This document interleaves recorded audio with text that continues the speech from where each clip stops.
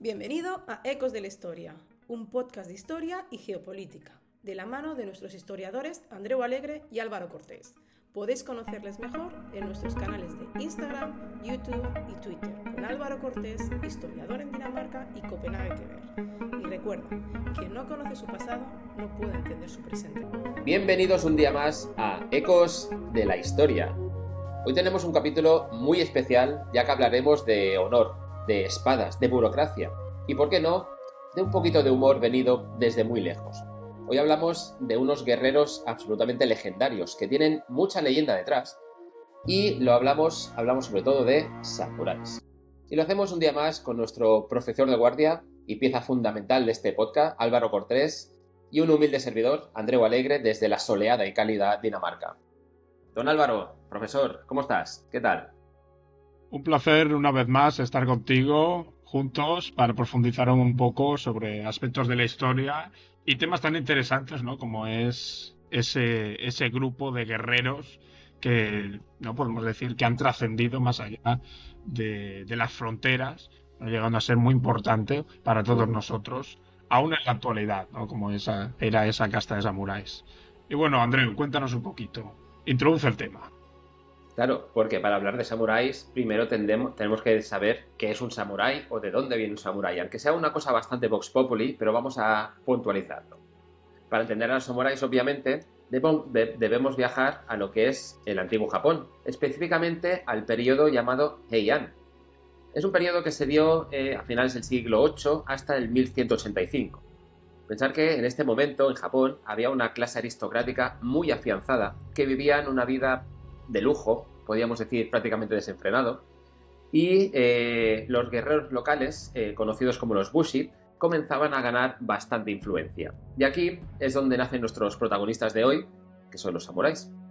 Pero empecemos por lo fundamental, si quieres. La palabra samurái. ¿De dónde proviene esto? Pues se dice que proviene del verbo japonés saburu, que significa literalmente servir. Vemos aquí este papel de siempre guerreros en plena servidumbre. Debemos entender que inicialmente los samuráis eran sirvientes de esta nobleza, eran guerreros que protegían las tierras de la aristocracia y eran como una especie de guardias de Prosegur, pero con armaduras y katana, para que lo entendamos. Buen paralelismo. Buen paralelismo. Nos encontramos el verdadero auge dentro del mundo samurái, no lo encontramos hasta el establecimiento del shogunato Kamakura en 1192. Y aquí me vais a permitir que los nombres sí que los leamos porque son un pelín complicados. Minamoto no Yoritomo se convirtió en el primer shogun, estableciendo un gobierno militar que duraría pues varios siglos. Los samuráis dejaron de ser simples sirvientes y se convirtieron en este momento en la élite militar de Japón, con un código de conducta conocido como el Bushido, que significa el camino del guerrero. Honor, lealtad, valentía, eran digamos que sus principios fundamentales y por los cuales también son bastante conocidos. A lo largo del periodo Muromachi, desde el 1336 a 1573, los samuráis participaron en constantes guerras internas de carácter civil, como las famosas guerras de Oni, que marcaron el inicio del periodo Sengoku, que creo que luego hablarás tú también un poquito más de ese, también llamado periodo de los estados en guerras. Muy denotativo el nombre de todo lo que fue y todo lo que pasó en esos años. Finalmente, en el periodo Edo, de 1603 a 1868, los samuráis vivieron una era de paz bajo el shogunato Tokugawa, aunque pensar que ya no habían tantas guerras, mantuvieron su estatus y se adaptaron a nuevos roles, especialmente a los roles más administrativos. Imaginemos a estos guerreros valientes escribiendo documentos y recolectando impuestos, siendo funcionarios viviendo de papa a estado y obligados a fichar al entrar a trabajar para hacer sus 8 horas. Es un poquito contraintuitivo, ¿no? Como dato curioso, podríamos decir quizás que los samuráis eran famosos por su habilidad, obviamente con la espada, con esa famosa katana, que era ese instrumento que ellos utilizaban y que supuestamente era parte de ellos mismos. Estaba el alma de esos samuráis dentro de esta katana, pero también debemos entender que practicaban otro tipo de artes, especialmente lo que es la poesía, teatro, incluso la ceremonia del té, que luego daremos alguna puntualización más. Pero cuéntanos, Álvaro, un poquito, ¿cuál es digamos, el significado cultural y social de los samuráis? ¿Cómo era su vida? ¿Cómo era su entrenamiento? Cuéntanos. Desde luego, Andreu, hay que felicitarte por los paralelismos que has hecho nada más empezar el vídeo. Me parece muy valiente comparar a los samuráis con guardias de Prosegur, después con funcionarios, ¿no?, de la administración, van 8 horas, fichan, ¿no? Se me ha tomado un carajillo también. Bueno, muy atrevido por tu parte, además, nada más empezar el vídeo. Los 3 desayunos al día. No, pero especialmente interesante, ¿no?, lo que comentas ¿no?, desglosar un poquito, ¿no?, cómo va cambiando lo que sería, ¿no?, el oficio, ¿no?, porque no acaba de ser un oficio, una casta, ¿no?, de samuráis a lo largo del tiempo. Y es que efectivamente eso es lo que pasa tanto dentro del sentido, ¿no?, la perspectiva social del samurái, ¿no?, la óptica que se tenía, ¿no?, de esta casta en Japón, y también, ¿no?, desde el punto de vista político. La casta de los samuráis es una casta que se encuentra en continua evolución. Como tú muy bien dices, en el periodo Heian, ¿no?, ese que va del año 794, siglo VIII, después de Cristo, hasta el 1185 aproximadamente, en este periodo, ¿no?, pues es lo que tú comentabas, ¿no?, eso de guardias de Prosegur. ¿Qué quiere decir eso? Pues que los samuráis, ¿no?, es como un grupo militar que ayudan al Han, al señor feudal, a proteger sus tierras de cualquier tipo de revuelta campesina que se pueda producir, ¿no? Era un poco extorsión de la mafia, ¿no? Ya, si me permites otro paralelismo. No, hoy estamos que nos salimos con ellos. Durante este periodo son la fuerza de combate. Si hay algún problema, algún señor feudal ve que sus tierras están en peligro, los samuráis son los que interceptan a aquellas personas que están poniendo en riesgo estas propiedades. En este periodo será así, pero ¿qué es lo que pasa? Que va evolucionando. A mitades del siglo XIII se produce un suceso muy interesante en la historia de Japón, ¿no?, que es esa introducción de lo que sería el budismo zen. Y el budismo zen lo que hace es impregnar a los samuráis. ¿Impregnar de qué forma? Desde un punto de vista ideológico-filosófico. Es el que empieza, ¿no?, a hacer que aquello de samurái no solo sea una persona con una katana utilizando la violencia, sino que trascienda a una esfera, podríamos decir, no más filosófica, que trasciende, que busca algo más. No sé, es cuando empiezan a establecerse esa especie de códigos, ¿no?, donde se asemeja que la katana, ¿no?, esa arma empuñada por el samurái, no deja de representar su alma, donde el samurái debe de estar en el combate sin pensar en nada, sin que nada intercepte, ¿no?, sus pensamientos, debe dejar la mente en blanco, ¿no? Todo ese periodo, ¿no?, todo ese contenido del budismo zen va impregnando en el samurái, dando lugar a posteriormente, no lo que tú muy bien has dicho, como el código Bushido, ese código de respeto a los eslabones superiores, de autocontrol, de también disciplina, ¿no?, de disciplina propia. La figura del samurái, desde el punto de vista social, también va trascendiendo. Pasa de ser una casta de guerreros a que a lo largo del tiempo vaya evolucionando. Tú has hablado, ¿no?, del periodo Sengoku. En el periodo Sengoku es el periodo, ¿no?, de cierta inestabilidad, en la cual los señores feudales son los que tienen más fuerza. No encontramos el shogun que centraliza el poder, sino que es al revés, no se encuentra muy distribuido. El samurái es un grupo que gestiona, que podríamos decir que es la mano derecha de los señores feudales, que incluso algunos están de gobernadores, gestionan el territorio, lo organizan. Y como tú muy bien has dicho, ¿no?, esa evolución del samurái como casta va evolucionando hasta el periodo Tokugawa, ¿no?, que es especialmente importante, la figura del samurái ya no como guerrero, sino, ¿no?, como una persona, un burócrata que se encarga de gestionar el Estado. Por lo tanto vemos cómo, ¿no?, lo que se creía del samurái de un periodo a otro es significativamente diferente. Y también las connotaciones que tiene el samurái.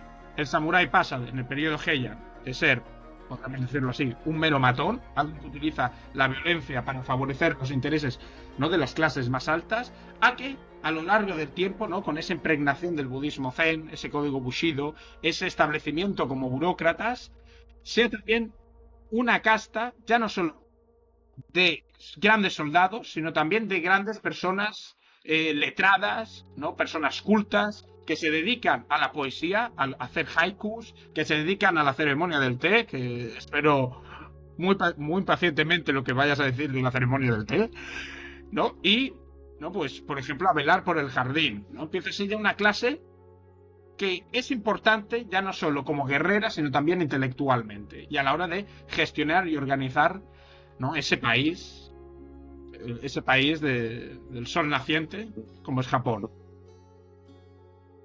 Aquí establecer un poco cómo es la formación de los samuráis. ¿De acuerdo? Yo voy a establecer la formación de los samuráis no en el periodo Heian, sino más adelante, para que veamos un poquito que no todo era, ¿no? Pues una formación puramente militar. Lo primero de todo, Andreu, que debemos saber, bueno, tanto Andreu como el resto de la audiencia, es que los samuráis se formaban en el dojo, ¿no? Esa escuela, ¿no? de disciplina marcial que había en sus han, en sus feudos, en los feudos donde se encontraban. Se formaban en esos dojos y en esos dojos les enseñaban diferentes disciplinas. Por una parte estaba el kenjutsu, que el kenjutsu sería, ¿no? la habilidad con la espada, ¿no? Todos sabemos que los samuráis, ¿no? con esa katana eran pues grandes expertos en el arte de la esgrima, grandes espadachines. Después también se formaban en el kyujitsu, diferente del kenjutsu. El kyujitsu se basa en la utilización del arco, ¿no? las armas a distancia, en la cual se puede decir que los samuráis eran auténticos expertos, tenían un gran dominio del arco, arcos mucho más largos de lo que conocemos en Europa, eran arcos de grandes dimensiones, que ellos manejaban de una manera sensacional. Y después, muy interesante, el jiu-jitsu. El jiu-jitsu era el estudio de la anatomía humana. ¿Qué quiere decir eso de la anatomía humana? Pues un poco analizar, ¿no? ¿Cómo puedo yo inmovilizar a una persona? ¿Cómo puedo desarmar a una persona sin utilizar ningún tipo de arma? Una serie, ¿no? de disciplinas que darían lugar a lo que en la actualidad conocemos como las artes marciales, ¿no? Diferentes disciplinas como, yo que sé, por ejemplo, el aikido, el judo, ¿no? Diferentes vertientes de las artes marciales. Todo eso se estudiaba. También formación militar. Era, además, muy progresivo. Se empezaba con chavales jóvenes que practicaban esgrima a través de los boken, que no eran katanas, sino que eran espadas de madera. Con el tiempo se les reconocía el estatus de jóvenes samuráis, dándolos una pequeña, podemos decir, una pequeña cuchilla que se conocía como wakizashi, que era además no solo un símbolo militar, sino también que era un símbolo de prestigio social, de que tú ya formabas parte de los samuráis. Y no dentro de esa formación, Andreu, voy a hacer una cosa curiosa, la cual a lo mejor no todo el mundo conoce, y es que mujeres también se formaban en esas artes samuráis. Se formaban en la esgrima, pero a diferencia de los samuráis varones, también se formaban en complacer al marido, ¿no? Vemos cómo un poco trascendía, ¿no? Era interesante en cuanto a esa formación militar que se les daba a las mujeres, pero después veíamos ese lado, ¿no? más conservador, puramente conservador de la cultura japonesa, más en esa época, solo faltaría, ¿no? Sí, tú te dedicas a tener un poco de conocimiento en disciplinas militares, pero también a cuidar, ¿no? en este caso, al varón. Y lo último, ya para acabar de certificar esa formación de samurái, era ya cuando el samurái alcanzaba un estatus dentro del dojo. En ese momento, lo que se hacía con ese samurái era enviarlo a diferentes dojos a enfrentarse con los samuráis de esos dojos, ¿no? Una manera de certificar que él disponía de un nivel, ¿no? muy elevado, que incluso podía retarse con otros samuráis de diferentes hans, de diferentes feudos. En esa formación de los samuráis hay un samurái que ha trascendido más allá, ¿no? de la historia. Podríamos decir, un valor cultural importantísimo en Japón, que es la figura de Miyamoto Musashi. Miyamoto Musashi fue un samurái que se enfrentó a todos los dojos y siempre fue invencible. Ninguno le derrotó.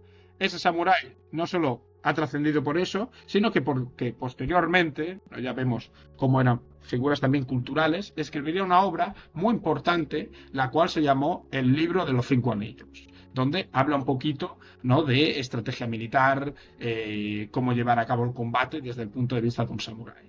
Y bueno, eso sería toda la formación. Andreu, creo que ya me estoy excediendo un poquito, pero pero súper interesante. No solo nos vamos a centrar en el aspecto militar, ¿no, Andreu? Cuéntanos un poquito el día a día, la vida cotidiana del samurái, más allá, ¿no?, de utilizar la katana. La vida cotidiana, totalmente también interesante. Me encanta todo lo que has dicho. Si me permites, sí que me gustaría hacer una pequeña puntualización. Me ha gustado mucho el comentario que le has llamado castas, las castas de samuráis. Y esto es, para que lo entiendan nuestros oyentes también, normalmente, y siempre vamos a generalizar un poquito en las aseveraciones que vamos haciendo, los samuráis venían de familia samurái. Es decir, era una cosa de sangre, era muy muy complicado, aunque sí que se tiene conocimiento de que había alguna pequeña excepción, pero por regla general solo podías llegar a ser samurái si venías de una familia samurái. Ya decimos que hay pocas excepciones que rompan esta regla a nivel general. Lo de las mujeres guerreras, súper interesante también. Al final, piensa que también no solo tenían que tener una formación militar para poder ejercerla en un campo de batalla, sino que, estableciendo un paralelismo quizás un poquito forzado, no lo sé, es un poquito como las mujeres guerreras vikingas. Es decir, que tenían esa formación militar porque también tenían que saber defenderse tanto ellas como a su propia familia y a sus propias tierras cuando los maridos estaban en guerra. Y sobre todo me ha gustado lo que has dicho de la rotación esta que hacían los samuráis cuando ya tenían un nivel muy elevado entre los diferentes gimnasios, porque he estado pensando en las medallas que se le dan a la gente que hace los gimnasios Pokémon. De ahí viene todo el mundo Pokémon, del mundo de los samuráis. Pero dicho esto, hoy estamos que nos salimos, ya lo vemos. Te lo compro, tío. Hemos hablado de todo lo que rodeaba un poquito a este código del Bushido, ¿no? La ceremonia del té, que no solo era una ceremonia en sí, sino que también servía un poquito como meditación zen. Era una parte más espiritual, era una parte crucial, digamos, dentro de su rutina diaria, porque en teoría les permitía estar en estados de calma, que era lo que tú decías, ¿no? Una de las cosas que siempre buscaban a la hora de implementarlo y ponerlo en el campo de batalla. Pero sobre todo el código de Bushido lo podemos entender como un código de honor. Y es que el honor, podríamos decir que regía la vida de los propios samuráis. Este conjunto de principios éticos no solo dictaban cómo debían comportarse en batalla, sino también su vida diaria. Y aquí cabe remarcar que lo que contaremos a continuación era lo oficial. ¿Y por qué digo esto? Era lo que debía ser. Luego, del dicho al hecho, muchas veces hay grandes trechos. Normalmente los samuráis sí que se les conoce por ese código de conducta de honor, pero tenemos muchas pruebas de que no siempre se cumplía. Pero vamos a generalizar una vez más. El honor, también llamado Meiyo, era, digamos, lo más importante para este samurái. Vivir y morir con honor era su máxima aspiración. Incluso se decía que los samuráis preferían la muerte antes que vivir con ese deshonor. Por ahí bastante conocido. Luego tenemos el tema de la lealtad, también llamada Chuji. Los samuráis debían ser leales especialmente a su señor y a su clan hasta el último aliento. La traición era prácticamente impensable y castigada normalmente con la muerte. También tenemos los aspectos de la valentía, el yuki. La valentía, especialmente en la batalla, era absolutamente esencial. Un samurái debía enfrentarse al peligro sin miedo y estar dispuesto a sacrificar su propia vida si la batalla lo requería. Luego también tenemos la rectitud, el ji. Y es que la rectitud o la justicia significaba hacer siempre lo correcto, incluso si esto era lo más difícil. Los samuráis debían actuar con integridad en todas sus acciones. Pero no solo eran guerreros con todo esto que hemos dicho, sino que también practicaban la compasión, el jin. Aunque eran guerreros feroces, podríamos decir, también se esperaba que los samuráis mostraran en algunos casos cierta compasión y algo de benevolencia, especialmente hacia los más débiles o muy especialmente hacia esos guerreros que habían demostrado esta valentía en el campo de batalla, aunque fueran enemigos. Luego tenemos el rol político que tuvieron los propios samuráis, y es que muchos de estos, el rol político y el rol militar, muchos de estos se convirtieron en líderes, tanto de una faceta como de otra. Los samuráis, como bien hemos dicho antes, eran los brazos ejecutores de estos señores feudales, llamados doimos, y de los shogunes, los propios líderes militares. En tiempos de guerra comandaban ejércitos, lideraban las campañas militares, y su conocimiento táctico y estratégico era absolutamente crucial para las victorias en las propias batallas. Imaginemos a un samurái como una mezcla de entre un general y un caballero medieval, y vamos a parar aquí los símiles para que nos hagamos una idea solo, ¿no? Eso sí, con mucha más poesía y con mucho más té. También tenemos que remarcar que en tiempos de paz, como tú muy bien has dicho, los samuráis se convirtieron en estos administradores locales que manejaban las tierras, que ayudaban a los señores, que recolectaban impuestos y que un poquito mantenían el orden. Aquí sí que me lo vais a permitir, imaginaros que os viene un samurái de estos, en sus facetas más de administración, de recaptación de impuestos, por ejemplo. Viene a tu pueblo y sabes que es un antiguo samurái que ha cortado 37 cabezas. Aquí es como para pensárselo el querer pagar en B y querer esconder las facturas. Pero pensemos también que a lo largo de la historia algunos samuráis lograron ascender incluso ese posicionamiento de gran poderío militar y se convirtieron en políticos influyentes. El ejemplo más notable quizás es el de Tokugawa Ieyasu, quien se convirtió en un shogun y estableció el shogunato Tokugawa, un periodo de paz y estabilidad que duró más de 250 años y que ya tenéis en el podcast que grabamos el otro día. Aquí sí que os vamos a invitar a que repaséis la lista de podcasts que tenemos. Pondremos el enlace en el primer comentario fijado, como siempre, pero desde luego es uno de los podcasts que, no sé si has visto las métricas, Álvaro, nos están saliendo mejor de audiencia, así que recomendamos a todo el mundo que vayáis a escucharlo o a verlo cuando acabéis este. Pero cuéntanos, ¿cómo era la participación propiamente en las guerras? Ya que estamos hablando de que eran guerreros, ¿qué hacían en las guerras? ¿Cómo funcionaba todo esto? De acuerdo, me parece muy interesante lo que comentas, Andreu. Decir que el podcast que hicimos sobre ese periodo Meiji, no solo en la métrica, sino en la calidad que dispone, porque como todos sabemos, la audiencia no es tonta. O sea, la audiencia si ve un producto que genera interés, ya lo puedes adornar mucho, que no se vende. En eso estamos. Y bueno, lo que tú comentabas, ¿no? Un poquito hablar de la figura del samurái. La figura del samurái no es una figura que también me gusta establecerlo dentro de ese aumento de importancia con el paso del tiempo, porque podemos decir que se ajusta un poco a las necesidades del pueblo japonés, ¿no? En el periodo Heian, ¿no? Ese que comentábamos del siglo VIII después de Cristo, la figura del samurái es una figura que se utiliza únicamente para reprimir a la propia población civil. Con el tiempo es cuando gana trascendencia dentro del aspecto puramente militar, incluso a veces contra otras naciones, donde vemos un peso importantísimo, por ejemplo, de la figura de los samuráis. Pues, por ejemplo, en el siglo XIII, con la ocupación, ¿no? Con ese intento de ocupación por parte de los mongoles, de lo que sería la Japón de aquella época, donde los samuráis tendrán un papel muy importante a la hora, ¿no? de, podríamos decir, contrarrestar el ataque por parte, ¿no? de las tropas mongolas. Es ahí cuando surge, de hecho, la figura del shogun, ¿no? La figura del shogun es una figura que, como tú muy bien decías, está vinculada con los samuráis. Eran mercenarios. La figura del shogun se produce en el momento en el que se dice: necesitamos un jefe militar que se encuentre por encima del emperador, ¿no? Es más, la palabra de shogun quiere decir, en aquel momento, comandante en jefe para la destrucción de los bárbaros. O sea, vemos que estaba repleta de significados, ¿no? Y es a partir de aquel momento cuando los samuráis empiezan a tener una gran importancia, ya no solo para reprimir a la propia población civil, sino también para, ¿no?, enfrentamientos a nivel internacional con otras potencias, ¿no?, como es la gran potencia mongola del periodo.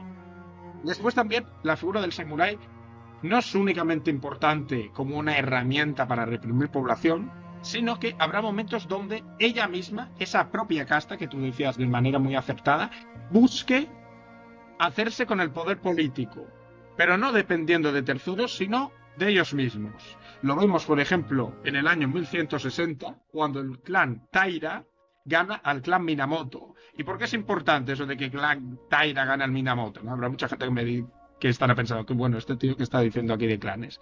Porque es especialmente importante porque cuando se produce esa victoria del clan Taira, durante un periodo muy efímero, por eso, se establecerá un emperador que será únicamente testaferro y será la propia casta de los samuráis la que gobernará en el territorio. Volviendo otra vez, ¿no?, a ese papel de los samuráis en los conflictos bélicos, volvemos a ver en el periodo Sengoku, ese de gran inestabilidad, que tendrán una gran importancia, ¿no? Como tú muy bien decías, a la hora de dirigir los propios ejércitos de los señores feudales, a la hora de gestionar los territorios, ¿no? Y a la hora también de enseñar a otros, ¿no? Ese legado marcial, ¿no? De cómo utilizar determinadas armas, de cómo llevar a cabo las tácticas, ¿no? De ahí la importancia del libro que comenté anteriormente, no es el libro de los 5 anillos. Es ahí cuando surge también ese sentido militar. Podríamos decir que los samuráis son especialmente importantes en el caso de Japón, porque a través del Bushido y de, ¿no? Esta obra que acabo de comentar, son los que sistematizan lo que sería el arte militar. Porque recordemos, ¿no? Que se encuentran en ese contexto de Asia, ¿no? Donde destacan figuras como Chun Tzu, pero Chun Tzu era chino. Los japoneses, a través de los samuráis, son los que les dan esa impronta propiamente japonesa, ese entendimiento y esa adaptación a la nación japonesa, en este caso. Y coméntanos un poquito, Andreu, hemos estado hablando de la importancia, ¿no? De los samuráis. Sin embargo, no hay un hecho trascendental que provoca la decadencia de este grupo de grandes guerreros. ¿Cuál es ese factor, ese hecho que produce esta decaída? Cuéntanos. La restauración. Aquí, si me lo permites, vamos a hacer un pequeño... Vamos a animar a nuestra audiencia a que esté atenta a futuros podcasts, porque has nombrado a un señor, a un chino, Sun Tzu, que en breve lo hablaremos en el próximo podcast con la colaboración estelar también de nuestro compañero de Cruzando el Charco. Así que estar atentos a toda la programación que viene estos meses, porque realmente tenemos cosas muy interesantes, entre ellas los mejores generales de la historia. Después de hacer Entre otras muchas cosas. Luego, estaba a punto de esbozar una sonrisa cuando has dicho esto de que los samuráis se enfrentaron a grandes potencias. Pensaba que ibas a decir la batalla que tuvieron contra los españoles en época del Galén de Manila y todo eso, que quizás lo podríamos también comentar en épocas posteriores. Pero bueno, que básicamente diga la audiencia. Claro, en los comentarios se va a dirimir si queréis saber cómo fue las batallas entre españoles y samuráis. Pero bueno, preguntabas que hasta cuándo dura un poquito todo este tema de los samuráis, y es que tenemos una cosa clave, una fecha clave, y es la restauración Meiji, que comenzó en el 1868 y que fue un periodo de cambios absolutamente gigantescos dentro de lo que era el Japón de ese momento. Tras siglos de gobierno del shogunato Tokugawa, el emperador Meiji recuperó efectivamente lo que era el poder, marcando el inicio de una era de modernización y occidentalización, nunca me sale esta palabra, y Japón, que había estado relativamente aislado del mundo hasta ese momento, abrió sus puertas de una manera más forzada que otra cosa, también hay que decirlo, y ahora lo seguiremos explicando, especialmente a nuevas ideas, a tecnologías y a sistemas incluso políticos. Pero claro, tenemos que entender una cosa. En primer lugar, durante el shogunato, Japón vivió una época de paz. Aunque esto fue bastante beneficioso para la estabilidad del país, también significó que los samuráis, cuya principal función, como muy bien has dicho antes, era la guerra, se encontraran sin conflictos en los cuales demostrar su valía. Muchos se convirtieron en burócratas, pero realmente la esencia del samurái ya dejó de tener sentido en época de paz. Con la restauración Meiji, Japón se embarcó en un ambicioso programa de modernización. El gobierno adoptó tecnologías militares occidentales como rifles, artillería, que hicieron obsoletas las espadas y las armaduras samuráis, y además se creó un ejército nacional moderno basado en el reclutamiento de todos los ciudadanos, disminuyendo obviamente la necesidad de una clase guerrera tan exclusiva y tan en forma de castas como hemos visto. Pensar que en el gobierno de Meiji también se implementaron reformas que debilitaban el estatus especial que tenían los samuráis. Se abolieron los feudos y con ello el sistema de señores y de vasallos que habían sostenido a los samuráis durante tantos siglos. Y además, las reformas agrarias y las reformas incluso, te diría que fiscales, eliminaron los estipendios que los samuráis recibían, forzándolos de manera irremediable a buscar nuevas formas de sustento. Y también hay que remarcar que aunque algunos samuráis no aceptaron estos cambios sin luchar, La rebelión más famosa, por ejemplo, fue la rebelión de Satsuma en el 1877, liderada por el ex samurái Saigo Takamori. Vemos que en esta rebelión, sin embargo, la superioridad del nuevo ejército imperial, equipado con, como decíamos, armas modernas, tecnologías modernas, demostró la inutilidad ya de las tácticas tradicionales. Inutilidad es una palabra un poco fuerte, pero sí que nos sirve para definir esta batalla.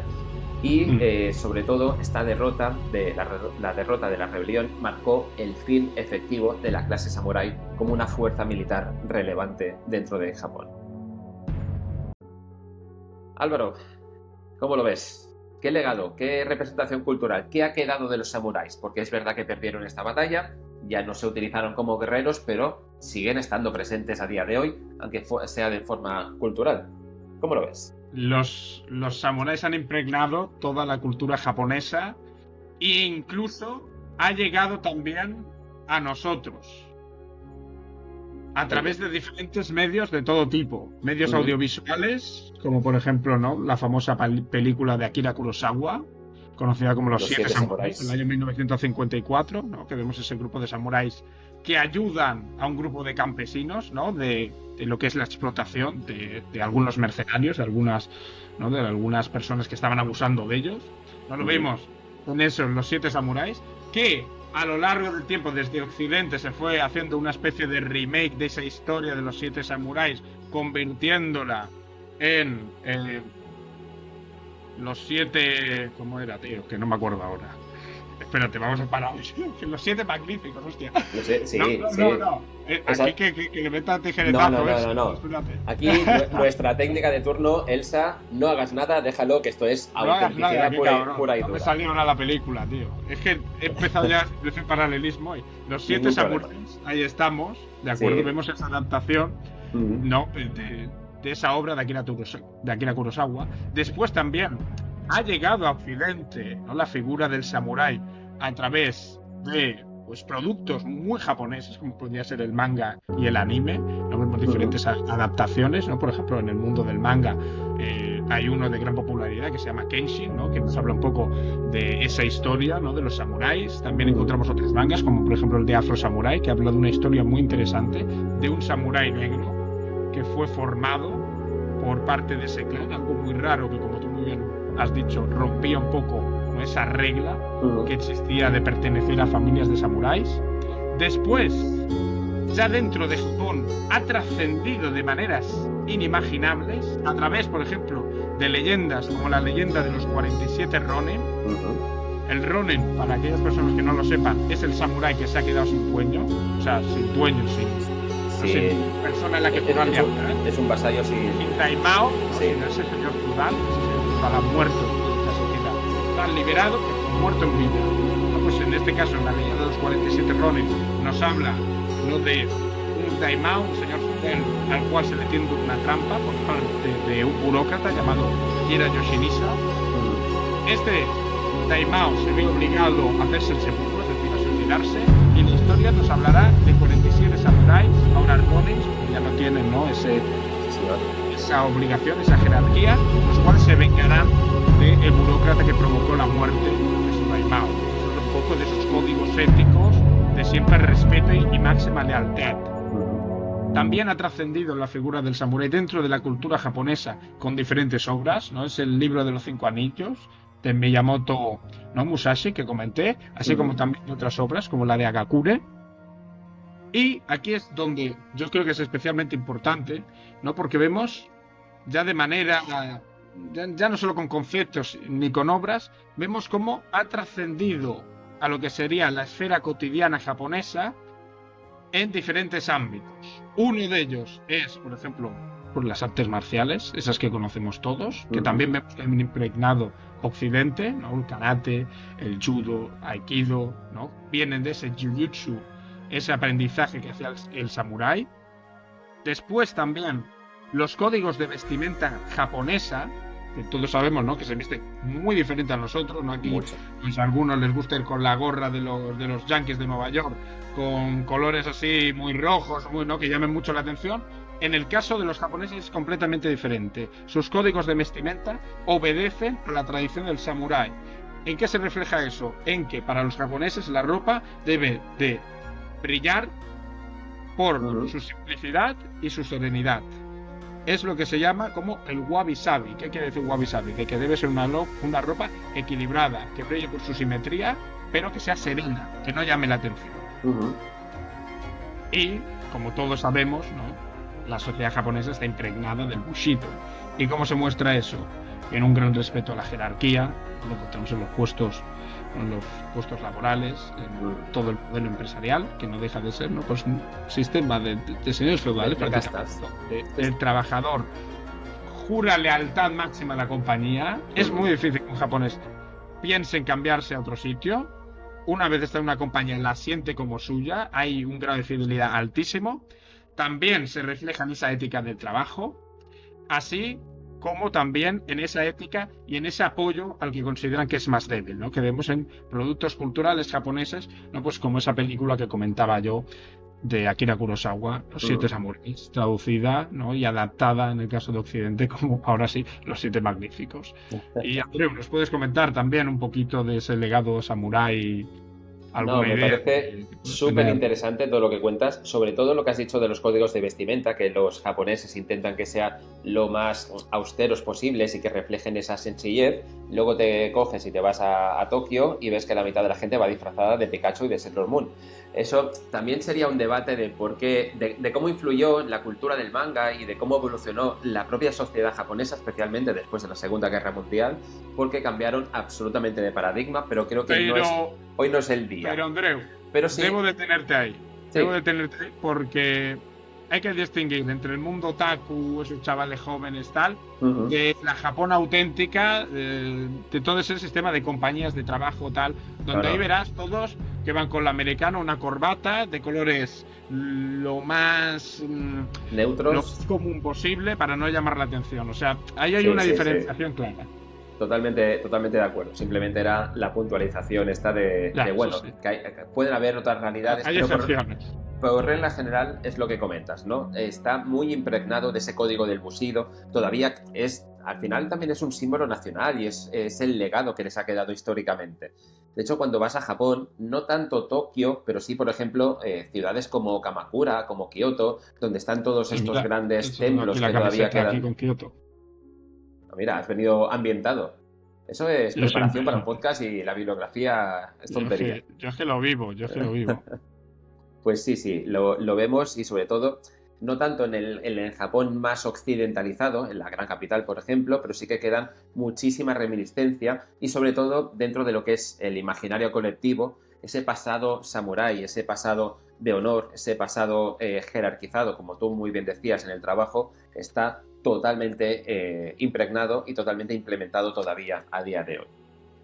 Pues muy bien, Álvaro, me parece que nos ha quedado un podcast muy, muy interesante. Seguro que nos hemos dejado muchas cosas y para eso vamos a utilizar a nuestros fieles oyentes que nos lo pongan aquí en los comentarios todo lo que nos hemos dejado, porque igual hacemos una segunda parte, dependiendo de cómo funcione el tema de comentarios. ¿Qué te parece la idea?